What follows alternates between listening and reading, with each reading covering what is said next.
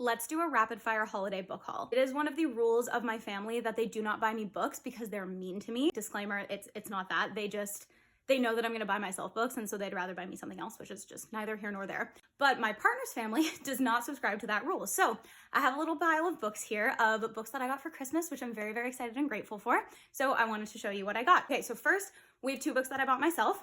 The first is A Cruel Thirst, which is a vampire hunter ex-vampire, and he's like newly turned and she's trying to prove herself and he just doesn't want to be a vampire anymore, and I just love everything about this. Next we have The Road of Bones, which Mimo Reads has been talking about a lot in the last few months, and I want to try romantasy. This one has more, it feels like a kind of a darker, more Viking-esque vibe. I don't actually know if that's true, but I'm getting a darker, less fae vibe for this romantasy, which I'm excited about. Then we get into my gifts. So first we have The Day Death Stopped by Rebecca Thorne. This is supposed to be like trippy time shenanigans, and Rebecca Thorne always says that it's the book that she's most proud of, and I'm particularly interested in trippy time shenanigan books right now, so pumped for this. Hopeless Necromantic is like a gallows humor found family fantasy story where a necromancer and his deceased brother-in-law, and then I don't think she's specifically called a tiefling within the book, but a like demon spawn woman have to team up, and he has to stop his former best friend who's gone evil, but also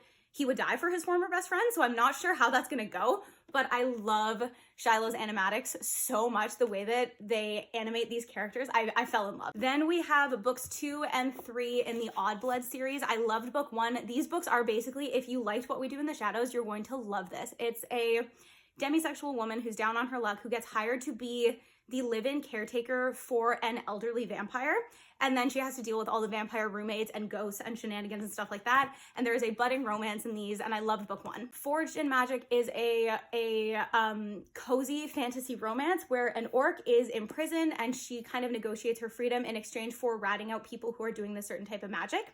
But when she runs into somebody who is doing that type of magic, she has to choose between like her freedom and her heart. And I want to read more cozy fantasies this year, and this one's been on my radar for a really long time. Love Letters and Thirst Tonics is another cozy fantasy romance, and this one is between two vampires who dislike each other but have to work together to fix her shop, and they may also be pen pals. And I don't know, this sounds so cute, and I've heard nothing but good things, which I'm really excited for. Lastly, we have Rain and Ruin, which Faiza has been talking about, and I've heard people keep saying that this is their favorite romantasy of the year, and I just couldn't resist. I want to love romantasy. I love a good romantic fantasy, so I'm really hoping this one's great. I know literally nothing about it. I've just heard enough good things that I'm so excited to dive into this one. So there you have it. That is my holiday book haul. My dad also no longer subscribes to the Don't Buy Megan Books rule because he always puts off buying me gifts until the last minute, and they're the only thing I ask for. So I may have a couple more things to show you in a couple of weeks, but for now, this is the haul. I'm so grateful. I have given my partner's mother so much thanks for this, and I'm so excited to dive into all of these.